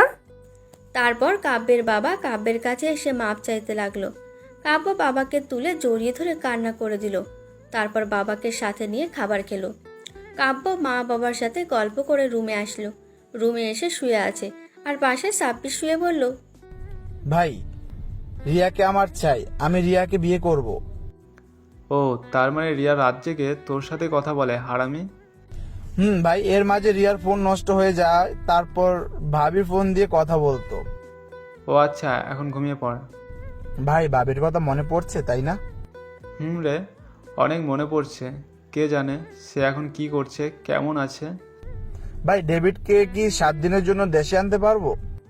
চেষ্টা করব যত তাড়াতাড়ি পারি দেশে আনার জন্য। ভাই, ডেভিডকে কিডন্যাপ করে আনতে হবে। তার সাথে লোকেদের কিছু করা যাবে না, কারণ এটা করলে সমস্যা হবে। ভাই, ডেভিডকে আনলে বাকি সব ঠিক হয়ে যাবে। এবার ঘুমা। এরপর দুজনে আরো কিছু কথা বলে ঘুমিয়ে পড়ল। এইভাবে চলে গেল 2টা দিন। এই 2 দিন মা বাবার সাথে ভালোই কাটিয়েছে। আজ সন্ধ্যায় চলে যাচ্ছে, তাই দুজনে রেডি হয়ে নিল। তারপর মা বাবাকে বিদায় দিয়ে ঢাকায় চলে আসলো। ঢাকায় এসে সাকিবকে নিয়ে সব কিছু নিয়ে বিমানে উঠলো। আর একটু পর বিমান টেক অফ করলো। অনেকক্ষণ পর সৌদিতে চলে আসলো। বিমান থেকে নেমে 3জন মিলে হোটেলে গেল। তারপর 3জন মিলে একটা প্ল্যান করলো আর এমপিকে কল দিল। স্যার, ডেভিডকে নিয়ে আসতে পারবো, তবে এয়ারপোর্টে একটু সমস্যা হতে পারে। তুমি শুধু ডেভিডকে বিমানে তুলো, বাকিটা আমি সামলাবো। আর এটাকে একটা লাগেজে নিবে। আর তাদের চেক করবে না, চেক করতে চাইলে আইডি কার্ড দেখাবে, তাহলেই হবে। আরে বুইরা, এসব আমি জানি। ডেভিডকে কিডন্যাপ করে আনবো। আর এটা এই সৌদির কাউকে জানানো যাবে না, কোনো প্রশাসনকেও না। তাহলে কি করব আমি? দেশের প্রধানমন্ত্রীর সাথে কথা বলেন আর সব ঠিক করেন। ওকে, আমি দেখছি। দেখছি বলে কাজ হবে না, তাহলে আমি দেশে চলে আসবো। এই না, আমি সকালে জানাচ্ছি। এখন ওদিকে কি রাত? না, এদিকে বিকাল, আপনি আমাকে জানাবেন। কাব্য কল কেটে দিল আর ফ্রেশ হয়ে খাবার খেয়ে ড্রোন ছাড়লো। হোটেলটা ডেভিডের বাসার কাছাকাছি। কাব্য ড্রোনটা ডেভিডের বাসার ছাদে নিয়ে গেল। গিয়ে দেখে অনেক সিকিউরিটি। কাব্যের ড্রোন যেহেতু মৌমাছির মতো, তাই ওরা এতটা খেয়াল করলো না। কাব্য ড্রোনটা দিয়ে সিঁড়ির কাছে আনতেই দেখে ডেভিড ছাদে আসছে, পাশে একটা মেয়ে। ডেভিড ছাদে আসতে সব সিকিউরিটি চলে গেল। আর ছাদে একটা বিছানা রাখা। ডেভিড মেয়েটাকে নিয়ে বিছানায় ফেলে দিল আর ভোগ করতে লাগলো। কাব্য বুঝতে পারল ডেভিড তাহলে এই টাইমে প্রতিদিন মেয়ে ভোগ করে। কাব্য ড্রোন নিজের কাছে নিয়ে আসলো আর তিনজন মিলে আলোচনা করতে লাগলো। আলোচনা করতে করতে রাত হয়ে গেল। রাতে খাবার খেয়ে বের হলো। কাব্যর আর ডেভিডের বাসার সামনে এসে ভাবছে, সাবির, আজকে কাজ করব নাকি অন্য দিন? ভাই যেদিন সুযোগ পাবো সেদিন চলুন, চারপাশ দেখে আসি। তারপর চারপাশে দেখতে লাগলো। দেখে আরো কিছুক্ষণ ঘুমালো। এইভাবে কেটে গেল আরো বেশ কিছু সপ্তাহ। আজ ডেভিডকে নিয়ে হোটেল থেকে ডেভিডকে প্যাকিং করলো আর বেরিয়ে পড়লো। এবার শুনুন ডেভিডকে কি করে কিডন্যাপ করলো। ডেভিড একদিন রাস্তায় গাড়ি থামিয়ে দূরে গেছিল 1 নাম্বার করতে। কাব্যরা সেই সুযোগটাই নেয়। সাব্বি চালাকি করে ডেভিডের গায়ে ইঞ্জেকশন বসিয়ে দেয় আর সাব্বির তাড়াতাড়ি গাড়ি নিয়ে আসলো। কাব্য আর সাব্বির গাড়িতে তুলে নিয়ে আসে। তাদের সম্পূর্ণ কাজ করতে সময় লেগেছিল মাত্র 1 মিনিট। বর্তমান গাড়ি করে এয়ারপোর্টে চলে আসলো আর সব কিছু শেষ করে বিমানে বসলো। আর বিমানে বসে একটা দীর্ঘশ্বাস ফেললো। কাব্য এমপিকে কল দিল। আরে বুইড়া, কই তুমি? বুড়ির কাছে এবার বল, কাজ কি? আলহামদুলিল্লাহ, বিমান এখন টেক অফ করবে। তাহলে আমি পুরো এয়ারপোর্ট সিকিউরিটি দিচ্ছি। আমি এটাকে দিয়ে চলে যাব, আর আজ থেকে বাংলাদেশ মুক্ত। তোর অ্যাকাউন্টে টাকা জমা হয়ে গেছে। গুড, আমার ছুটি লাগবে। প্রধানমন্ত্রী সহ অনেক নেতা তোমার জন্য অপেক্ষা করছে। ঠিক আছে, রাখছি তাহলে। কল কেটে দিল কাব্য। আর আজ নিজেকে খুশি খুশি লাগছে, কারণ আজ দেশের জন্য কিছু করতে পারলো সে। অনেকক্ষণ পর বাংলাদেশ শাহজালাল আন্তর্জাতিক বিমানবন্দরে এসে পৌঁছলো। আর নেমেই দেখে দেশের প্রধানমন্ত্রী আরও অনেক নেতা দাঁড়িয়ে আছে। কাব্য গিয়ে সবার সাথে কথা বলল। আর সমস্ত নিউজ চ্যানেলে শুধু কাব্যের সংবাদ হচ্ছে। কাব্য সবার সাথে কথা বলল আর একটা কনফারেন্স করলো। এসব করতে করতে সন্ধ্যা হয়ে গেল। কাব্য সবকিছু বুঝিয়ে দিয়ে গাড়ি নিয়ে বেরিয়ে পড়ল। উদ্দেশ্য নুসরাত। কাব্য গাড়ি চালাতে লাগলো। আর ওদিকে সাব্বির আর সাকিবকে কাব্যর বাসায় পাঠিয়ে দিয়েছে। কাব্য গ্রামে পৌঁছতে পৌঁছতে রাত 11টা বেজে গেল। কাব্য রিয়াদের বাড়ির সামনে গাড়ি রেখে ভেতরে গেল। গিয়ে দেখে সমস্ত রুমের দরজা বন্ধ, শুধু একটা রুমে দরজা খোলা। কাব্য রিয়া বলে ডাক দিল আর ভেতর থেকে রিয়া বের হয়ে আসলো আর কাব্যকে দেখে অবাক। কাব্য রিয়ার সাথে কিছু কথা বলে ভেতরে গেল আর গিয়ে দেখে নুসরাত বিছানায় শুয়ে কান্না করছে। কাব্য গিয়ে দরজা বন্ধ করে দিল আর ওর মাথায় হাত দিয়ে বলল, নুসরাত, এই নুসরাত, কান্না করছো কেন? কি হয়েছে? আমাকে এখন এখান থেকে নিয়ে যাবি, না হলে আমি কিছু একটা ক্ষতি করব। আরে কি হয়েছে বলবা তো? কে কি করেছে? আমাকে রিয়ার চাচাতো ভাই নষ্ট করতে চাইছিল, কিন্তু রিয়া এসে পড়ায় আজ বেঁচে গেছি। আর অনেক খারাপ গালি দিয়েছে। কাব্য এই কথাটা শুনে কোমর থেকে পিস্তল বের করলো আর রিয়ার কাছে গিয়ে জিজ্ঞেস করলো ওর চাচাতো ভাই কোথায় থাকে নিয়ে যেতে। রিয়া কাব্যকে রেগে থাকতে দেখে হাত দিয়ে দেখিয়ে দিল। কাব্য গিয়ে লাথি দিয়ে দরজা ভেঙে ফেললো আর গিয়ে দেখে ছেলেটা শুয়ে আছে। কাব্য পিস্তলটা কোমরে রেখে ছেলেটাকে মারতে লাগলো। মারতে মারতে ছেলেটাকে আধমরা করে ফেললো। আর কিছু লোক এসে কাব্যকে ছাড়িয়ে দেয়। কাব্য সবার সামনে বলল, আমি যদি এই ছেলেকে মেরে ফেলি, আপনারা আমার কিছুই করতে পারবেন না। ওর সাহস কি করে হয় আমার বইয়ের গায়ে হাত দেওয়ার? ছেলের মা বাবা কাব্যের কাছে মাপ চাইলো। কাব্য রুম থেকে নুসরাতকে নিয়ে গাড়িতে তুললো আর গাড়ি স্টার্ট দিল। রিয়ার দিকে তাকিয়ে দেখে কিছু বলতে পারছে না। তার মা বাবা চুপ করে আছে। কাব্য রিয়াকে বলল, 2 দিন পর সাব্বিরের বিয়ের জন্য প্রস্তাব দিয়ে যাব, রাজি না হলে তুলে নিয়ে যাব। এটা তোমার বাবা মাকে বলে দিও, আমি যাচ্ছি। এই বলে চলে আসলো। কাব্য গাড়ি চালাচ্ছে আর নুসরাত কাব্যের বুকে শুয়ে কান্না করছে। কাব্য বলল, প্লিজ কান্না করো না, তোমার কান্না আমার সহ্য হয় না। আর একদিন যদি আমাকে ছেড়ে যাবি তাহলে আমি আত্মহত্যা করব বলে দিলাম। চুপ, এই কথা আর মুখে আনবে না। আমি আর কোথাও যাব না, আর এখন তোমাকে তোমার শাশুড়ির কাছে নিয়ে যাব। ও তাই? সত্যি বলছো তুমি? এবার মনটা ভালো হয়েছে আমার বউটার। আপনার জন্য একটা সংবাদ আছে। কি বলো? না, বাসায় গিয়ে বলবো। এখন ঠিক মতো ড্রাইভ করো। এই না, প্লিজ বলো না বউ। আপনি বাবা হতে যাচ্ছেন, বুঝতে পেরেছেন? আমি সাথে সাথে গাড়ি ব্রেক করলাম আর নুসরাতকে জড়িয়ে ধরলাম। আর তখন নুসরাত বলল, আরে গাড়ির মধ্যে কি হচ্ছে? বাসায় চলো আগে। আমি আজ খুব খুশি বউ। তখন কি আমার কথা মনে থাকবে আপনার? আমি নুসরাতের পেটে হাত দিলাম আর নুসরাত চোখ বন্ধ করে আমাকে বলল, এই এখানে না। এমনই তোমাকে কতদিন কাছে পাই না, তারপরে নিজেকে কন্ট্রোল করতে পারবো না। তাই আমিও তো এটাই চাই। ইস না, গাড়ি চালাও তো, এখনো অনেক রাস্তা বাকি আছে। কাব্য গাড়ি চালাতে লাগলো আর নুসরাত কাব্যকে জড়িয়ে একসময় ঘুমিয়ে পড়ল। রাত 3টের দিকে বাসায় পৌঁছলো আর গাড়ি পার্ক করে কলিং বেল দিল, কিন্তু দরজা খুলছে না। কাব্য একের পর এক কলিং বেল দিয়েই যাচ্ছে, আর একটু পর কাব্যের মা এসে দরজা খুলে দিল। কাব্যের সাথে নুসরাতকে দেখে বলল, বৌমাকে সাথে আনলি বলে কিছুই বললাম না, সারা জীবন আমাকে জ্বালিয়ে গেলি। মা, আপনি ঘুমিয়ে পড়ুন। মাশাআল্লাহ, খুব সুন্দর বৌমা পেয়েছি। মা, তুমি দাদি হতে যাচ্ছ। এটা শুনে নুসরাত লজ্জায় ভেতরে চলে গেল। কাব্য হাসতে হাসতে রুমে এসে ফ্রেশ হয়ে নিল আর এসে দেখে সাব্বির আর সাকিব তার রুমে শুয়ে আছে। কাব্য আর ওদের ডাক দিল না, কাব্য অন্য রুমে চলে গেল। তারপর ড্রেস চেঞ্জ করে খাবার টেবিলে গেল আর গিয়ে দেখে নুসরাত বসে খাবার দিচ্ছে। কাব্য গিয়ে বসলো আর বলল, এই মা, কই গেল? বুড়ো মানুষ, তাই রুমে পাঠিয়ে দিয়েছি। তুমি ফ্রেশ হয়েছো? খাবার খাও তাড়াতাড়ি, ঘুমোতে হবে, না হলে তোমার শরীর খারাপ করবে। নুসরাত কাব্যকে খাবার খাইয়ে দিতে লাগলো আর কাব্য খাবার খেয়ে নিল আর কাব্য ও নুসরাতকে খাইয়ে দিল। খাওয়া দাওয়া শেষ করে রুমে চলে গেল, এসে শুয়ে পড়লো। আর নুসরাত লাইট বন্ধ করে কাব্যের কাছে আসলো আর বলল, এই কোনো দুষ্টুমি চলবে না, এখন ঘুমাও। এটা বলে হচ্ছে না ম্যাডাম, আমি তো এখন আদর করব। তুমি না আমাকে জ্বালাও অনেক, আর আমি রেসপন্স দিচ্ছি না, আপনি যা ইচ্ছা করেন। তাই দেখি আপনি রেসপন্স না দিয়ে কিভাবে থাকেন। আমি নুসরাতের আঁচল ছড়িয়ে পেটে চুমু দিলাম আর নুসরাত কেঁপে উঠল। আমি বললাম, কি ম্যাডাম, এখন কেন? হচ্ছে না, আমি রেসপন্স দিব না। আমি নুসরাতের ঠোঁট দখল করে নিলাম আর নুসরাত প্রথমে রেসপন্স না দিলেও পরে ঠিকই রেসপন্স দিতে লাগলো। এরপর কি হলো তা আপনাদের জানতে হবে না। বিয়ে করুন আর বইয়ের উপর প্রয়োগ করুন।